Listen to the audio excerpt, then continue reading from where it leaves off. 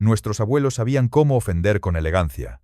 En lugar de los tacos ordinarios que escuchamos hoy, tenían un arsenal de palabras ingeniosas que dejaban al destinatario sin réplica posible. Decir mequetrefe o tragaldabas no solo era un insulto, era demostrar dominio del idioma y ponerle a alguien en evidencia sin necesidad de gritar ni de recurrir a lo vulgar. El castellano antiguo estaba lleno de estas joyas lingüísticas que poco a poco han ido desapareciendo, sustituidas por términos más directos pero menos imaginativos. Hoy rescatamos 20 de estos insultos olvidados que nuestros mayores usaban con frecuencia y que merecen ser recordados. Número 20. Zarrapastroso. El insulto zarrapastroso es uno de los más expresivos del castellano antiguo. Su origen se remonta a la combinación de zarra, que evoca suciedad y desaliño, con el sufijo despectivo oso. Se utilizaba para aquellas personas harapientas, desaseadas y de aspecto lamentable que iban por la vida sin cuidar su presencia. Las abuelas lo soltaban con desdén al ver a algún muchacho con la ropa rota, lleno de manchas y el pelo sin peinar. Hoy casi no se escucha porque el lenguaje ha cambiado y se prefieren términos como desastrado o dejado. Pero zarrapastroso tenía un toque de reprobación más sonoro, casi onomatopéyico, que convertía el insulto en una descripción perfecta del desaliño humano. Número 19. Pisaverde. El término pisaverde se usaba para hombres presumidos, afectados y ridículamente elegantes. Su origen está en la imagen de alguien que pisa tan delicadamente que ni siquiera aplasta la hierba verde, símbolo de afeminamiento y finura exagerada. Era común en los pueblos para describir a señoritos que se preocupaban más por su apariencia que por el trabajo honrado. Los abuelos lo decían con desprecio cuando veían a algún joven con ropas a la última moda, perfumado y con modales afectados que los hacían parecer ridículos. Hoy ha caído en el olvido porque suena anticuado. Dandí o presumido lo han sustituido, pero ninguno tiene esa combinación perfecta de elegancia vacía y afeminamiento burlesco. Número 18. Facineroso. Facineroso llegó del latín facinorosus, que significa criminal o malhechor. Se usaba para personas malvadas, peligrosas y de conducta violenta. El facineroso no era solo un delincuente común, sino alguien temible, capaz de cometer crímenes graves sin remordimiento. Era muy usado para describir a bandidos, maleantes de caminos y criminales de la peor calaña. Las autoridades lo empleaban en bandos oficiales y el pueblo lo reservaba para los casos más graves. Cuando alguien cometía actos atroces, se le tachaba de facineroso con toda la gravedad que el término conllevaba. Los abuelos lo usaban con temor reverencial, pues cuestionaba no solo los actos, sino la maldad absoluta del individuo. Hoy ya casi no se usa porque ha quedado demasiado literario, pero en su momento, llamar facineroso a alguien era denunciar su naturaleza criminal profunda. Número 17. Zascandil.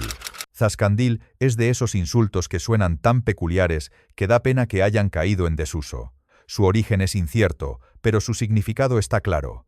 Persona entrometida, ligera de cascos y sin sustancia. Era perfecto para metiches, para quienes andaban de aquí para allá sin hacer nada productivo o para los que se metían en asuntos ajenos. En las tertulias, cuando alguien aparecía solo para cotillear sin aportar nada, no faltaba quien murmurase «vaya zascandil». El término tenía desprecio elegante, como señalando a alguien que solo estorbaba. Los abuelos lo usaban para enseñar la importancia de ser formal y no andar de vagabundo.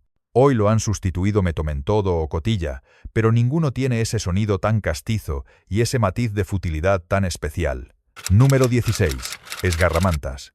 Esgarramantas se usaba para personas despreciables, ruines y de comportamiento vil. Viene de esgarrar, término antiguo relacionado con arañar o destrozar. Un esgarramantas era alguien que destrozaba reputaciones, que actuaba con mezquindad y causaba daño deliberado a otros. Se decía de quienes no tenían escrúpulos, de los que traicionaban confianzas y actuaban con vileza. Los padres lo usaban al advertir sobre vecinos malintencionados o conocidos de dudosa moral.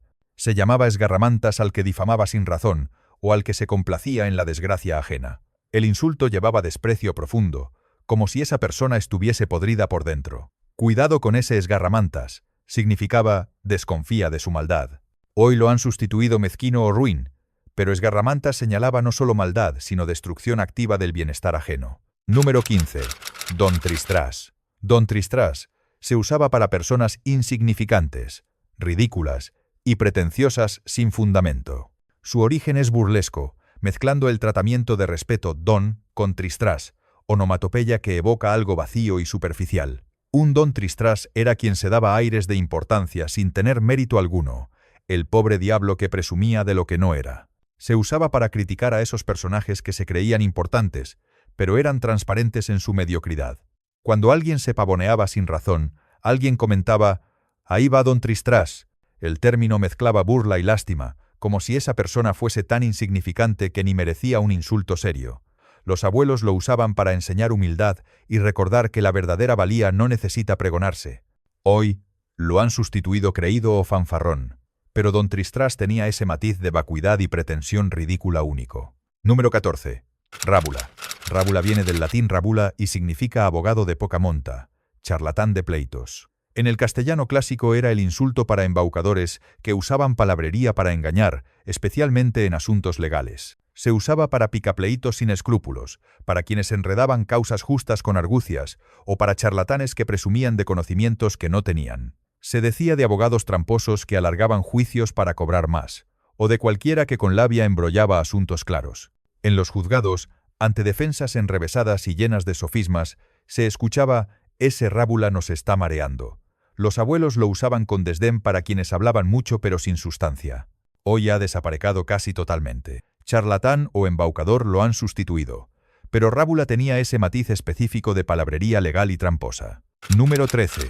Tragaldabas. Tragaldabas se usaba para personas fanfarronas, bravuconas y que presumían de valentía que no tenían. Su origen viene de tragar aldabas, los grandes clavos o herrajes de puertas, en expresión de bravuconería exagerada. Un tragaldabas era quien amenazaba mucho, pero luego no cumplía, el gallito que en el bar decía que haría esto y aquello, pero que ante el peligro real huía. Describía a quienes alardeaban de hazañas inventadas o exageraban su valor. En los pueblos, el tragaldabas era ese personaje que contaba batallitas falsas y fanfarroneaba sin fundamento. No era cruel, más bien burlesco, con desprecio hacia la cobardía disfrazada de valor. Los abuelos lo usaban para enseñar que los actos hablan más que las palabras. Hoy apenas se escucha. Fanfarrón, chuleta o bocazas lo han sustituido, pero tragaldabas tenía una imagen visual inolvidable. Número 12. Perlimpín. Perlimpín viene de expresiones antiguas relacionadas con pulcritud afectada y ridiculez. Literalmente evocaba a alguien excesivamente acicalado y presumido de forma cómica. Se usaba para hombres que se preocupaban demasiado por su aspecto, que se emperifollaban hasta el ridículo. Era frecuente para señoritos presumidos o jóvenes que gastaban más en trapos que en comer. Se decía de quien llevaba ropas extravagantes, perfumes excesivos o peinados elaborados que causaban risa. Los padres lo usaban para burlarse. «Pareces perlimpín», expresaba que alguien se había pasado de elegante llegando a lo ridículo. También era común en teatro y sainetes para personajes cómicos. Los abuelos lo empleaban con sorna, señalando que la elegancia excesiva era tan mala como el desaliño. Hoy ha caído en desuso casi total, sustituido por cursi o presumido sin esa gracia teatral. Número 11. Zancarrón. Zancarrón es un insulto antiguo que señalaba a personas viejas, decrépitas y sin valor. Su origen viene de zanca, la pierna o hueso largo, con sufijo despectivo.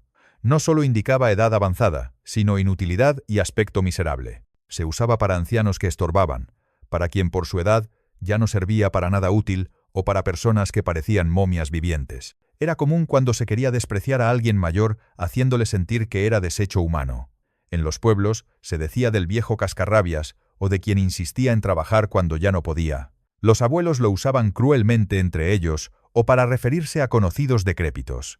Hoy zancarrón prácticamente ha desaparecido, considerado ofensivo hacia los mayores, sustituido por viejo o decrépito, pero ninguno captura esa imagen de huesos secos sin vida. Número 10. Tirillas. Tirillas se usaba para personas débiles, enclenques y sin fuerza física. Su origen está en tira, algo delgado y alargado, con diminutivo despectivo. En el castellano se popularizó para describir a quienes eran delgados como palillos, sin músculo ni vigor. No era solo delgadez, sino debilidad evidente y aspecto enfermizo. Se aplicaba a muchachos sin fuerza para trabajos pesados, a quienes se cansaban enseguida o parecían quebrarse al menor esfuerzo. En las cuadrillas de trabajo, cuando alguien no podía cargar peso, no faltaba quien dijese: «Ese tirillas no sirve para esto».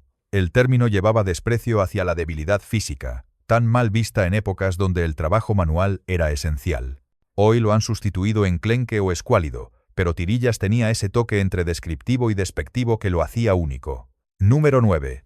Matután. Matután es uno de los insultos más pintorescos del castellano antiguo. Significa valentón de pacotilla, bravucón de poca monta.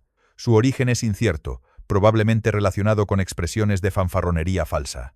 En España se usaba para referirse a supuestos valientes que en realidad eran cobardes, a quienes presumían de peleas que nunca tuvieron. Era más despectivo que tragaldabas, pues implicaba no solo bravuconería, sino ridiculez total. Se usaba para matones de barrio que amenazaban a débiles, pero huían de los fuertes, para gallitos de taberna que alardeaban borrachos, pero que sobrios temblaban. En los pueblos, llamar matután a alguien era dejarlo en ridículo públicamente. Los abuelos lo reservaban para desenmascarar falsos valientes. Hoy ha desaparecido casi totalmente, sustituido por fanfarrón o gallito. Pero matután tenía una carga de burla que pocas palabras logran. Número 8.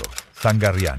Zangarrián se usaba para holgazanes, vagos y aprovechados. Su origen viene de zangarrear, andar de un lado a otro sin hacer nada provechoso. En el castellano medieval designaba a vagabundos y ociosos, personas que vivían sin trabajar honradamente. Un zangarrián era quien evitaba el trabajo, quien vivía del cuento o a costa de otros. Era común en pueblos donde todos debían contribuir, y mal visto quien no lo hacía. Se diferenciaba del simple vago en que el zangarrián además molestaba y estorbaba. Los abuelos lo usaban con desprecio, advirtiendo que quien no trabajaba no merecía respeto. Hoy suena anticuado y rural, sustituido por vago o parásito, pero zangarrián conserva ese sabor a castellano viejo y esa condena moral del ocioso. Número 7. Zarrapiezo. Zarrapiezo es un término para referirse a personas sucias, harapientas y despreciables. Viene de raíces relacionadas con zarria y piezo, evocando ropa vieja y jirones. En el castellano antiguo, zarrapiezo era la forma despectiva de llamar harapiento a alguien, pero con más carga negativa. Se aplicaba a mendigos molestos, a vagabundos sucios que además tenían malas intenciones, o a pobres miserables que daban asco. Era común cuando se quería expresar repugnancia no solo por la pobreza, sino por la mugre y el comportamiento.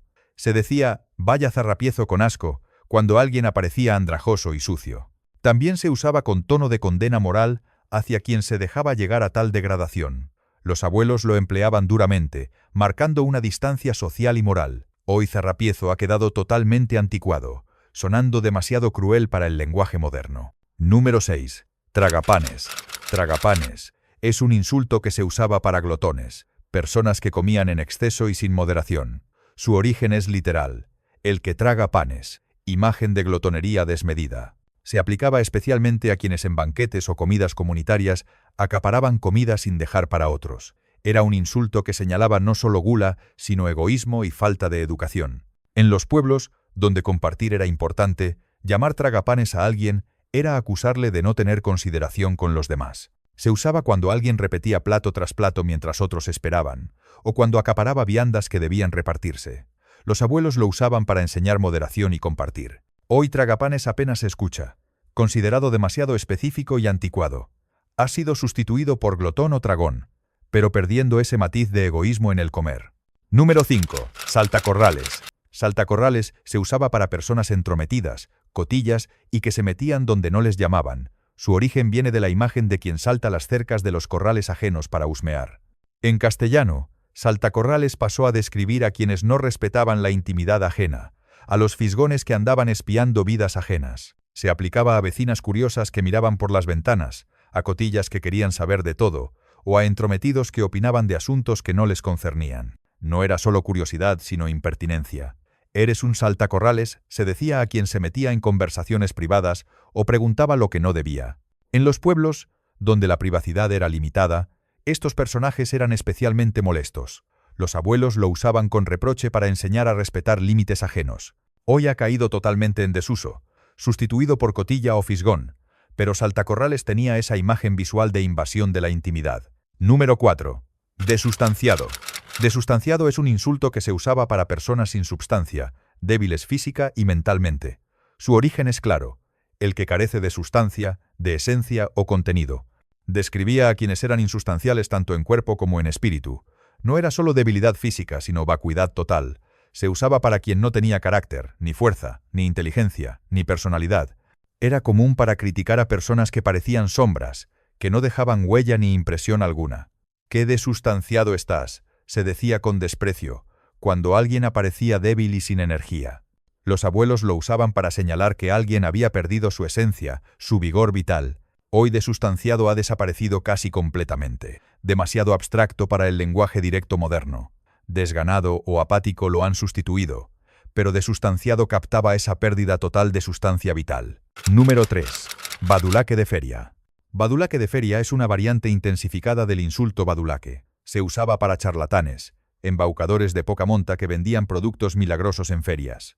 Literalmente señalaba a esos pícaros de mercado que con mucha labia y ninguna verdad estafaban incautos. Se aplicaba a vendedores tramposos, a timadores que prometían remedios imposibles, o a charlatanes que con palabrería sacaban el dinero del bolsillo ajeno.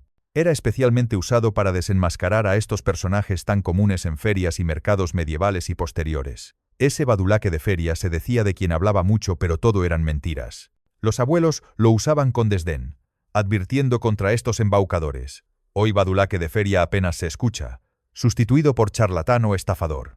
Pero la expresión completa tenía ese sabor a España de ferias ambulantes y pícaros que lo hacía memorable. Número 2. Siete mesino. Siete mesino se usaba para personas débiles, prematuras en todo sentido y sin desarrollo completo. Su origen es literal, niño nacido a los 7 meses, prematuro y por tanto frágil.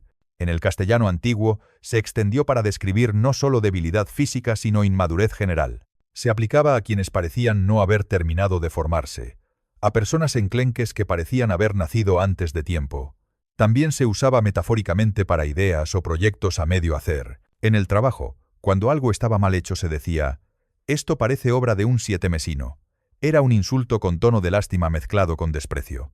Los abuelos lo usaban con resignación cuando veían a alguien sin fuerzas ni capacidades suficientes. Hoy ha desaparecido casi totalmente, considerado ofensivo hacia prematuros. Enclenque o inmaduro lo han sustituido, pero sietemesino tenía esa imagen tan específica de incompletud. Número 1. Mequetrefe.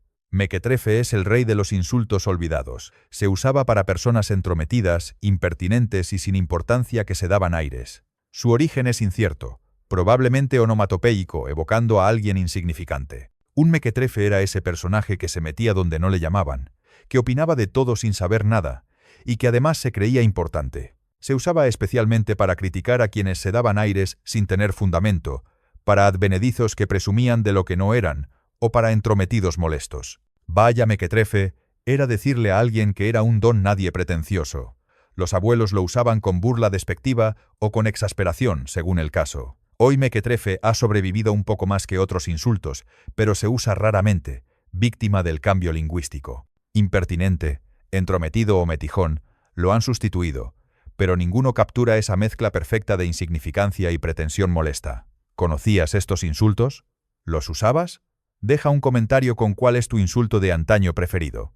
Recuperarlos es mantener viva nuestra identidad lingüística, ese castellano rico y variado que nuestros antepasados dominaban con maestría. Te invito también a ver alguno de los vídeos que aparecen por pantalla para seguir recordando la España de antes. Gracias por ver. Un abrazo.